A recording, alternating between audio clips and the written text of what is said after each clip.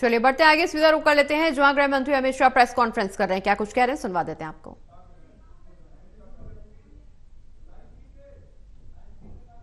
अब पीड़ितों के अधिकारों की रक्षा और जो कंप्लेनेंट है इसके भी अधिकारों की रक्षा करने का काम होगा।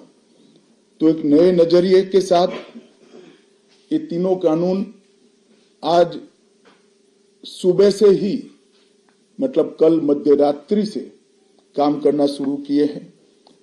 अब इंडियन पिनल कोड, जिसको आईपीसी कहते थे, 1860 से जो कानून था, इसकी जगह बीएनएस भारतीय न्याय संहिता आएगी।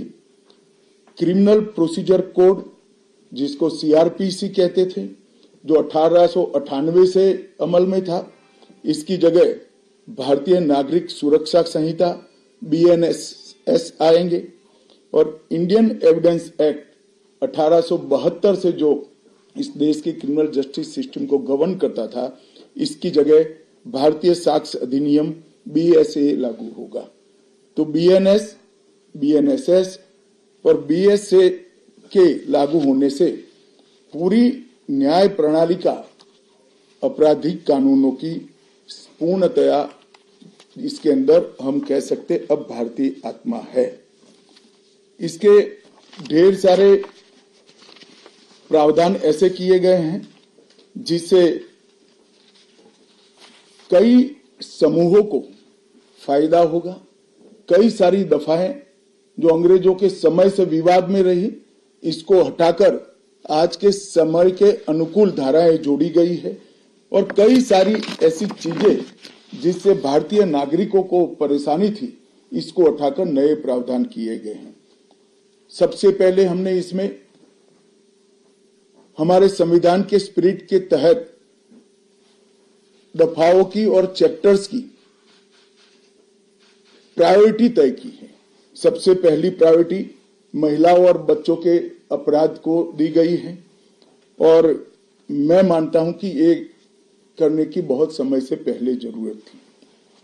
एक पूरा अध्याय इसमें जोड़ा गया है जिसमें 35 धाराएं हैं और 13 प्रावधान हैं, जिसमें गैंग रेप के लिए अब 20 साल की सजा या तो कारावास, आजीवन कारावास, नाबालिग के साथ बलात्कार में मौत की सजा, झूठा वादा पहचान छिपाकर शोषण करने वालों के लिए भी अलग से अपराध बनाया गया है। पहले सुप्रीम कोर्ट के जजमेंट से चलता था। पीड़िता का बयान उसके घर पर महिला अधिकारियों की उपस्थिति में और अपने परिजनों की उपस्थिति में लेने का भी प्रावधान किया है।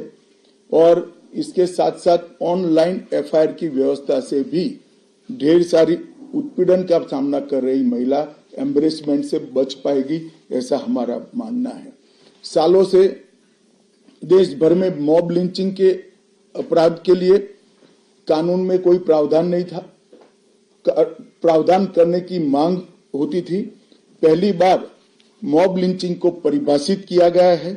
नस्ल, जाति, समुदाय, लिंग, जन्म स्थान, भाषा और अन्य कारणों से जो मॉब लिंचिंग होता है, इसमें 7 वर्ष के कारावास से लेकर मृत्यु की सजा और आजीवन कारावास तक इसके अंदर जोड़ा गया है। तो एक बहुत बड़े समय से जो मांग थी वो पूरी होने जा रही है। राजद्रोह एक ऐसा कानून था जो अंग्रेजों ने अपने शासन की रक्षा के लिए बनाया। चाहे महात्मा गांधी हो, चाहे तिलक महाराज हो, चाहे सरदार पटेल हो, सभी लोग यही कानून के तहत 6-6 साल की सजा काटे थे।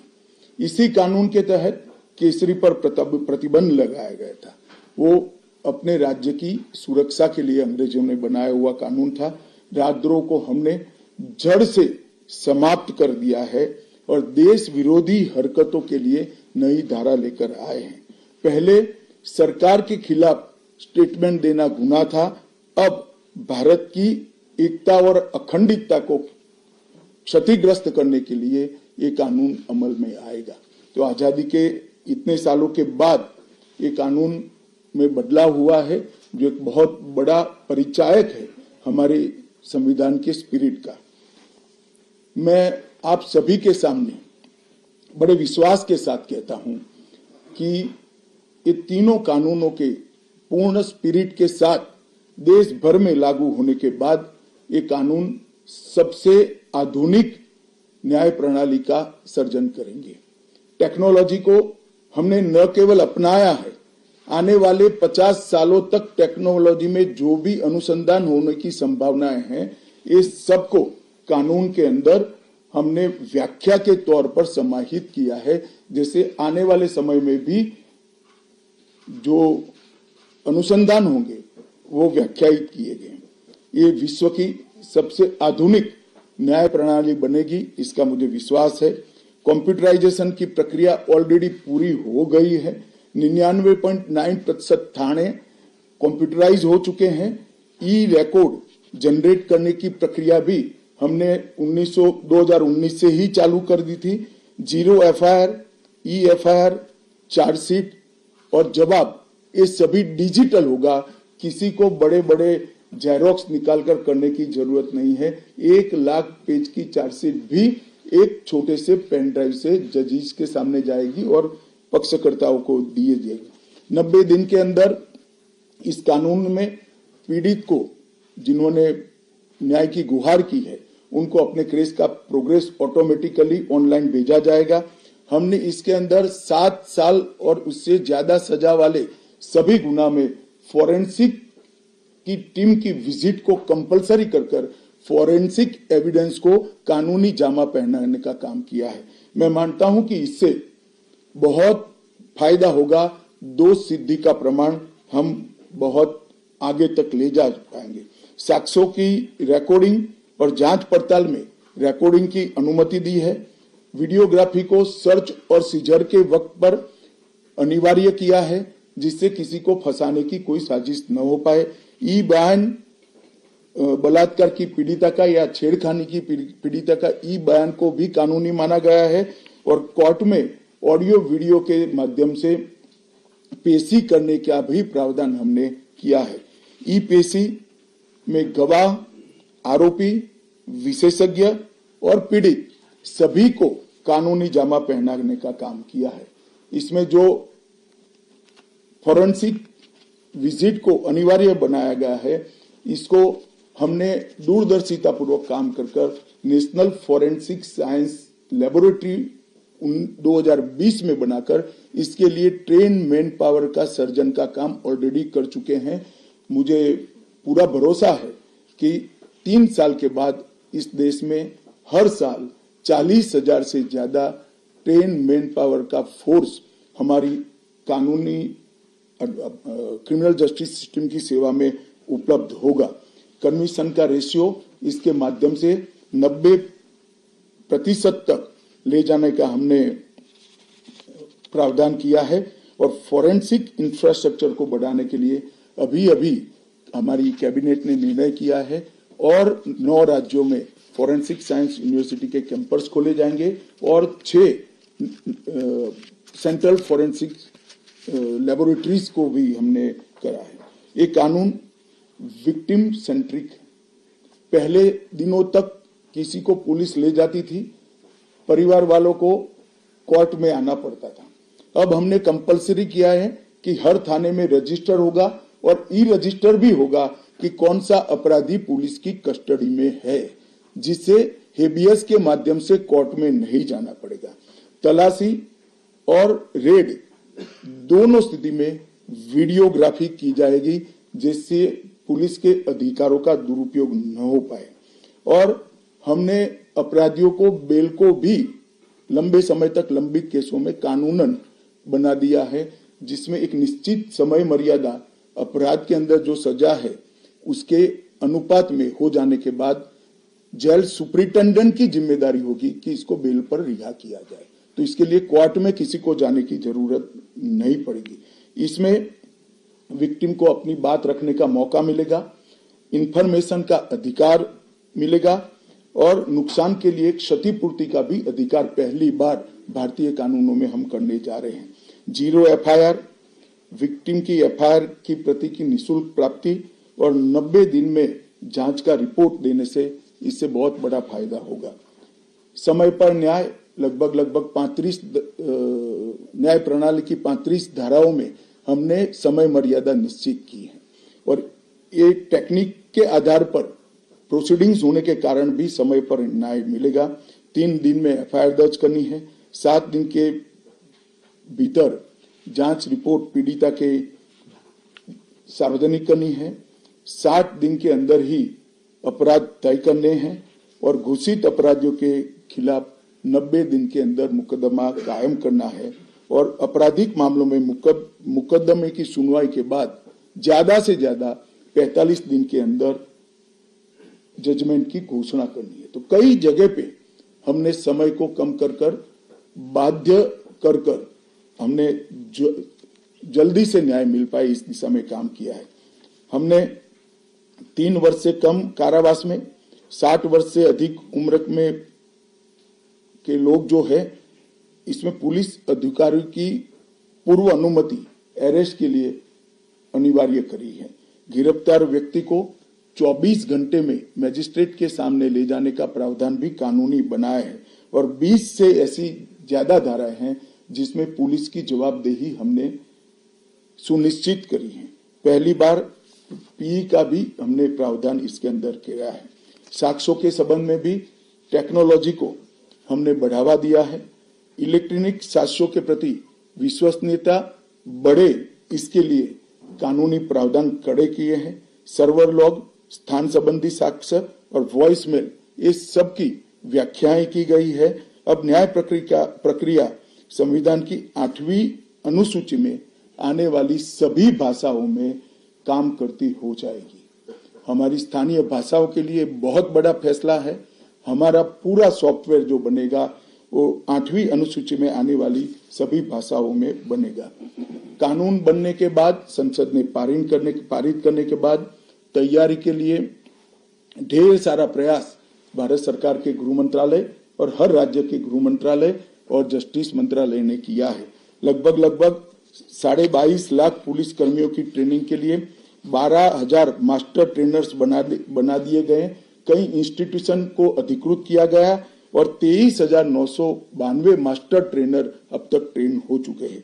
जुडिशरी में 21,000 सबऑर्डिनेट जुडिशरी का ट्रेनिंग हो चुका है और इसके लिए भी आगे पर मास्टर ट्रेनर्स की कई बैच स्थानीय भाषाओं में तैयार हो गई है।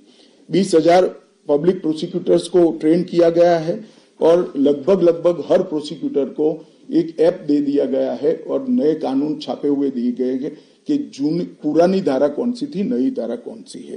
प्रिजन के 51,224 कर्मचारियों का ट्रेनिंग हुआ है और फॉरेंसिक के 4,000 कर्मचारियों का ट्रेनिंग हुआ है। कुल मिलाकर ट्रेनिंग की संख्या पुलिस में 6 लाख, प्रोसिक्यूशन में 4,000, जुडिशरी में लगभग 20,000, फॉरेंसिक में भी 4,000 और प्रिजन में 10,868 मास्टर ट्रेनर अभी काम कर रहे हैं। मित्रों, ये संहिता के लिए कुछ विपक्ष के मित्र अलग अलग बातें मीडिया के सामने रख रहे हैं कि अभी ट्रेनिंग नहीं हुई है, चर्चा नहीं हुई है। मैं आप सभी को बताना चाहता हूं कि लोकसभा में कुल मिलाकर 9 घंटा और 29 मिनट चर्चा हुई है। 34 सदस्यों ने इसके अंदर पार्टिसिपेट किया है। राज्यसभा में 6 घंटा और 70 मिनट चर्चा हुई, 40 सदस्यों ने पार्टिसिपेट किया है। एक ये भी झूठ चलाया जा रहा है कि सबको बाल निकालने के बाद ये बिल लाया गया। बिल बिजनेस एडवाइजरी कमेटी में पहले से निश्चित था। मेरा ये स्पष्ट मानना है कि 14 तारीख से ही विपक्ष ने सदन का बहिष्कार करने जैसी हरकतें करी थी और शायद वो हिस्सा लेना नहीं चाहते थे। और दोनों सदनों में 14 तारीख में लोकसभा में 96 और राज्यसभा में 46 सदस्यों ने ऐसी हरकतें की जिससे पीठासीन अधिकारी उनको बाहर करने के लिए मजबूर हो जाए। फिर भी एक ऑप्शन था। ये बहुत बड़ा दूरगामी परिणाम लाने वाला कानून था। वो एक कानून के लिए स्पेशल अंदर आकर चर्चा में अपना मत रख सकते थे। इसके पहले भी मैंने 2020 में सभी सांसदों को पत्र लिखकर उनके सुझाव मांगे थे, सभी मुख्यमंत्रियों को पत्र लिखकर उनके सुझाव मांगे थे, सभी सुप्रीम कोर्ट के सम्मानीय न्यायाधीशों को पत्र लिखकर उनके सुझाव मांगे थे, सभी हाई कोर्ट के चीफ जस्टिस को पत्र लिखकर सुझाव मांगे थे, गृह सचिव जी ने सभी आईपीएस अफसरों से सुझाव मांगे थे, सभी कलेक्टर से सुझाव मांगे थे, और ये सब सुझाव मिल मिलाकर मैंने खुद अधिकारियों की बैठक को अलग करे तो मैंने खुद 158 बार इसकी मीमांसा कर बैठक कर विचार कर एक बिल बनाया। ये बिल को भी संसद ने ऐसे ही पारित नहीं किया है, गृह विभाग की समिति के पास ये बिल को भेजा गया। 2.5 महीना या तो 3 महीना इस पर विशद चर्चा हुई, सभी दल के सांसदों ने इसके अंदर हिस्सा लिया है, अपने सुझावों को रखा है। 4-5 पॉलिटिकल स्टाइल के सुझाव छोड़कर मैं दावे से कह सकता हूं हर सुझाव को समाहित कर 93 बदलाव कर बिल को फिर से कैबिनेट ने पारित किया और पारित करने के बाद सदन के सामने रखा गया। इतने बड़े सदियों के बाद हो रहे सुधार को पॉलिटिकल कलर देना मैं मानता हूं ठीक नहीं है। मेरे तो सभी विपक्ष के साथियों से विनती है, पॉलिटिक्स करने के ढेर सारे मुद्दे हैं, आराम से करिए पॉलिटिक्स, कोई चिंता नहीं, हम भी जवाब देंगे, मगर ये कानून देश के 140 करोड़ नागरिकों को संविधान का जो स्पिरिट है, न्याय और आत्मसम्मान, वो समय पर दिलाने की एक एक्सरसाइज है। तो आप सभी लोग इसमें कोऑपरेट करिए, और मैं मानता हूं कि जिसको भी कुछ कहना है, मेरा दफ्तर हमेशा खुला है, मैं अवेलेबल हूं। मिलने से पहले रोड पर जाना मैं मानता हूं ठीक नहीं है। चर्चा करनी चाहिए, कुछ भी हो बात करनी चाहिए, और मेरा स्पष्ट मत है जो मैं आज बेबाक तरीके से आप लोगों के सामने रखना चाहता हूं। रिकॉर्ड के आधार पर कह सकता हूं, मैं भारत के आजादी के बाद किसी भी कानून पारित कराने के लिए इतनी लंबी चर्चा का प्रोसेस नहीं हुआ है, ये मैं रिकॉर्ड पर कहने के लिए तैयार हूं। 4 साल तक इस कानून पर विचार हुआ, और अगर आपको अभी भी कुछ कहना है तो आप जरूर आइए, मैं सुनने के लिए तैयार हूं, मगर कृपया इस कानून को पब्लिक तक इसकी सेवा करने देने का मौका देना चाहिए। समय पर न्याय मिलेगा तो देश का भला होगा, संविधान की सुरक्षा और आत्मसम्मान की भावनाओं को नागरिक प्राप्त कर पाएंगे तो देश का भला होगा।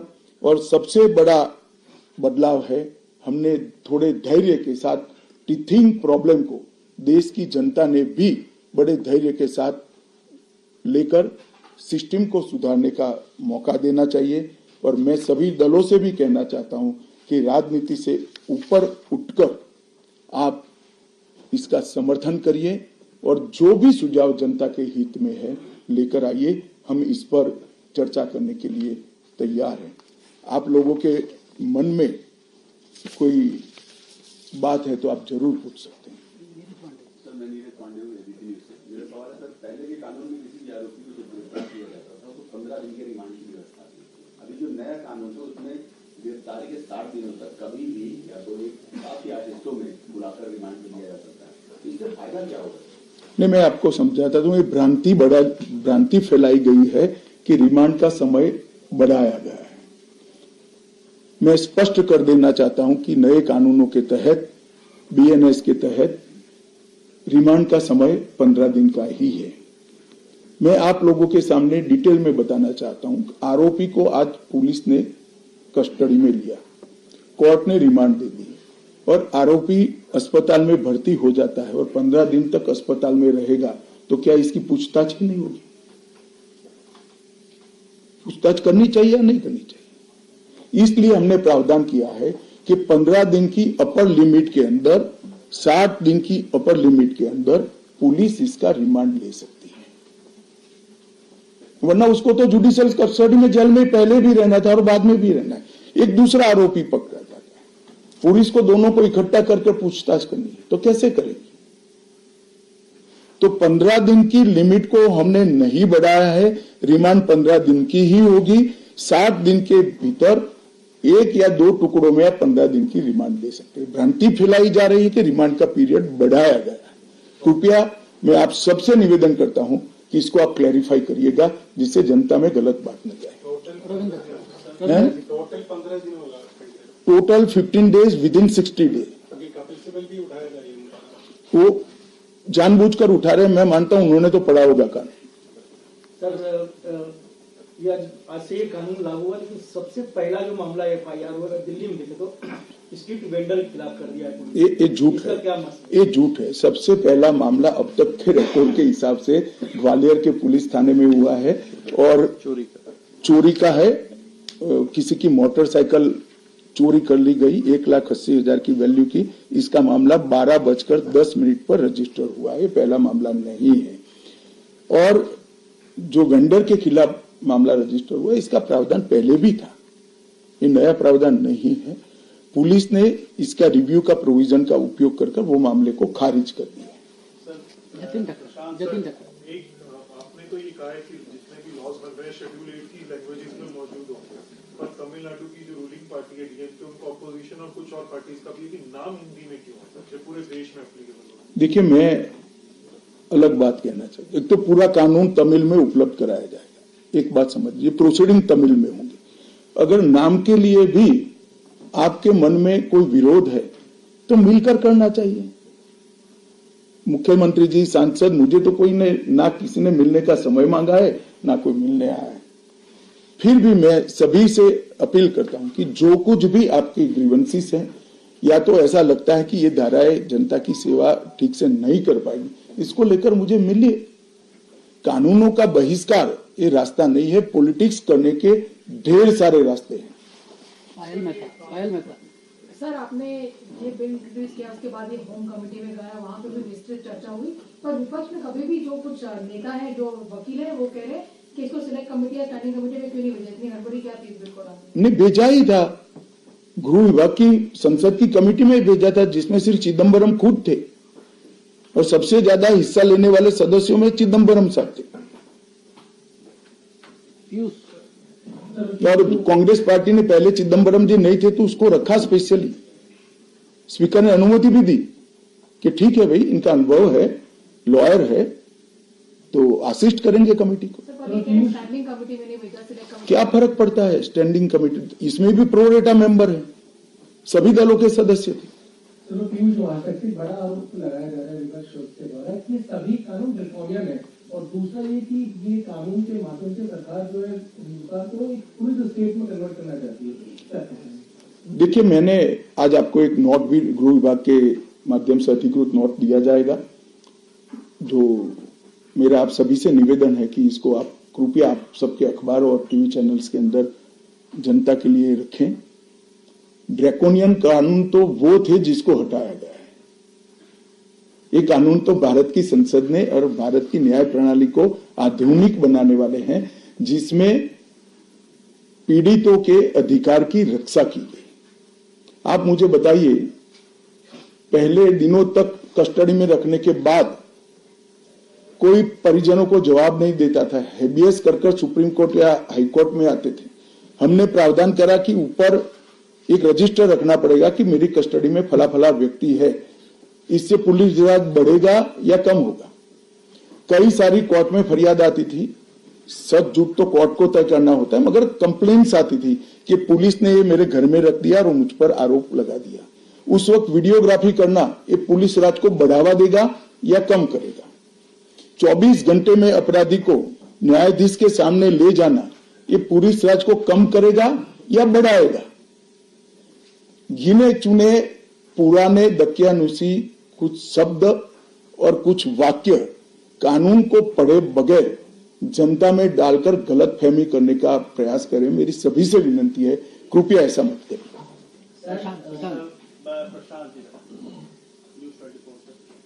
सर, मेरा सवाल ये है कि आप जो कंप्लेनेंट FIR लॉन्च करें, एंड रिजल्ट में उसको जो रिलीज चाहिए, लंबी लड़ाई होती है, उसके नीचे जो काम करने वाला सिस्टम का ढांचा तो वही है, उसको कैसे ऐसा नहीं है, सिस्टम के ढांचे पर कोई समझ में रेदा तय नहीं थी। अब पुलिस से लेकर जुडिशरी तक सबकी समय मर्यादा तय हुई है और टेक्नोलॉजी का हम उपयोग कर रहे हैं। आप बेंगलुरु गए हो, आपका गवाही का दिन है तो बेंगलुरु से आप गवाही दे सकते हो, कोर्ट में जाने की जरूरत नहीं है। मगर ये पूरी प्रक्रिया को अप्लाई होते होते, टेक्नोलॉजिकल अपग्रेडेशन और सारे होते होते 3 या 4 साल लगेंगे। मैं आपको और आपके माध्यम से देश की जनता को विश्वास दिलाना चाहता हूं कि ये कानूनों के पूर्ण इम्प्लीमेंटेशन के बाद किसी भी एफआईआर का सुप्रीम कोर्ट तक 3 साल के अंदर न्याय मिलने की प्रक्रिया पूरी हो जाएगी और मैं सोच समझ कर कह रहा हूं इसको। जी, मैं रविकांत हूँ, टाइम्स ऑफ भारत से। सर, तीनों कानून लागू हुए, इम्प्लीमेंट हो गए हैं, तो आपको क्या लगता है कि ये ऑपोजिशन जानबूझकर किस तथ्यों के आधार पर विरोध करे या सिर्फ राजनीति के लिए मामला उठाया जा रहा है? देखिए, मैं इस पर टिप्पणी नहीं करना चाहता। मैं आप सबके माध्यम से अपील करना चाहता हूं कि जिसको भी मिलना है मैं तैयार हूं, हम मिलेंगे भी और समीक्षा भी करेंगे और इसमें कृपया राजनीति नहीं करनी। हमें जी एक जो कंसर्न आ रहा था विपक्ष की तरफ से वो ये था कि पेंडेंसी ऑफ केसेस और 2 पैरेलल क्रिमिनल जस्टिस सिस्टम होंगे, क्योंकि जो पुराने वाले केसेस रजिस्टर हुए हैं वो पुराने केसेस की तरह चलेंगे और जो नए वाले हैं वो नए की तरह। देखिए, जहां तक पेंडेंसी ऑफ केसेस का सवाल है, इस देश में सबसे ज्यादा शासन करने वाली पार्टी कांग्रेस है, तो हम पर नहीं मर सकते।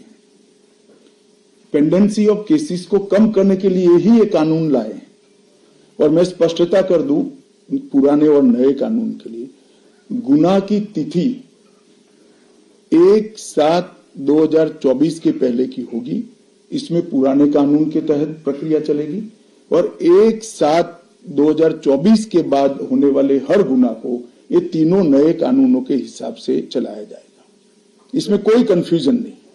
सर, ये आपने बोला कि तमिलनाडु के एमपी को अगर नाम से कोई ऑब्जेक्शन है तो वो आके मुझसे मिले, तो क्या अगर वो आपसे मिलेंगे तो क्या इस government open to their suggestion? भैया मिलने तो दो, वो क्या लेकर आएंगे बताएंगे, तुम यहाँ कहाँ निर्णय करा रहे हो? सर, मैं विपक्षी दल कह रहे हैं कि वो जहाँ उनकी सरकार है वो इस कानून के खिलाफ अपनी विधानसभा में प्रस्ताव पारित करेंगे और राष्ट्रपति तक सुप्रीम कोर्ट में मामला जाएगा। चलो, ये तो लोकतांत्रिक प्रक्रिया है, सबको अपना अपना अधिकार है। सर, आप कोई सर, इसमें एक जो बात कही जा रही है कि टेक्नोलॉजी का इस्तेमाल होगा और हर थाने तक उनको टेक्नोलॉजी दिया जाएगा, लेकिन अभी भी सब थानों में पहुंचा नहीं है, तो कैसे? देखिए, जहां तक थानों का सवाल है, हम 4 साल से काम कर रहे हैं, पूर्णतः नहीं पहुंचाऊंगा, मैं इस बात को स्वीकार करता हूं। इसीलिए इस कानून में हमने प्रोविजन रखा है कि एक थाना कंप्लीट होता है तो उसको आप नोटिफाइड कर सकते हो, एक कोर्ट कंप्लीट हो जाए तो इसको, फिर पूरी तहसील, फिर पूरा डिस्ट्रिक्ट और फिर पूरा स्टेट, कई सारे स्टेज में इसकी न्यायिक प्रक्रिया को नोटिफाइड करना है। जहां तक बीएनएस का सवाल है, भारतीय न्याय संहिता का सवाल है, दफाई लगाने का सवाल है, ये पूरे देश में लागू हो जाए।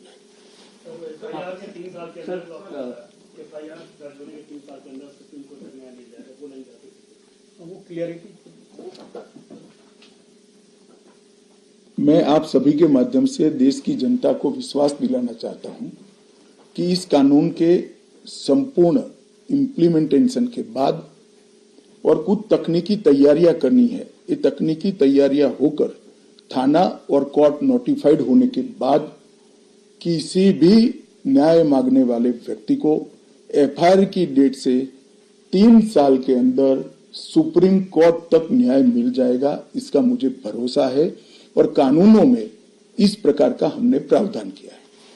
सर, मैं दैनिक भास्कर से हूं, मुकेश। इम्प्लीमेंटेशन होने में कितना समय लग जाएगा? देखिए, मैं मानता हूं कि हम 15 अगस्त के पहले सारे यूटी में इसको कंप्लीट कर देंगे। यूटी में दिल्ली भी आता है और उसके बाद हर जिला एक एक तैयार होता जाएगा, वो होता है। इम्प्लीमेंटेशन आप पहले समझ लीजिए, बीएनएस और बीएनएसएस, इसके लिए इम्प्लीमेंटेशन में कुछ तैयारी की जरूरत नहीं है। जहां तक बीएसए, भारतीय साक्ष्य अधिनियम है, इसके लिए कोर्ट में काफी सारी तैयारी करनी है, मगर 2020 से ही सुप्रीम कोर्ट के साथ चर्चा कर सुप्रीम कोर्ट मॉडर्नाइजेशन का एक बड़ा प्रोग्राम ली है और वहां पर भी काफी सारा काम हो चुका है, सॉफ्टवेयर भी तैयार हो चुके हैं। सर भास्कर सिंह में मुकेश कौशिक, एक डिस्क्रिपेंसी है कि पुराने कानून में ये प्रोविजन था कि अगर कोई पुरुष के साथ दुराचार करता है तो उसका सेक्शन 377A था, वो खत्म हो गया, लेकिन उसके बाद कुछ मामले ऐसे आ गए हैं जो इस तरह के केस दर्ज हुए। क्या कोई संशोधन का प्रस्ताव है? संशोधन तो नहीं, मगर इसमें सुप्रीम कोर्ट का जजमेंट पे है, इसके इंटरप्रिटेशन का सवाल है, हम सुप्रीम कोर्ट से चर्चा जरूर करेंगे इसमें। सर ये आपने जो कहा कि तमिलनाडु के एमपी आकर मिल सकते हैं आपसे, कुछ ऑल पार्टी ऐसी मीटिंग भी हो सकती है अगर कोई बुलाने का आपका? ऑलरेडी हो चुकी है, ऑल पार्टी कमेटी में होती ही है, और आपको सबसे पहले बड़ी संशय लगता है, आप मिल जाओ मुझे अकेले।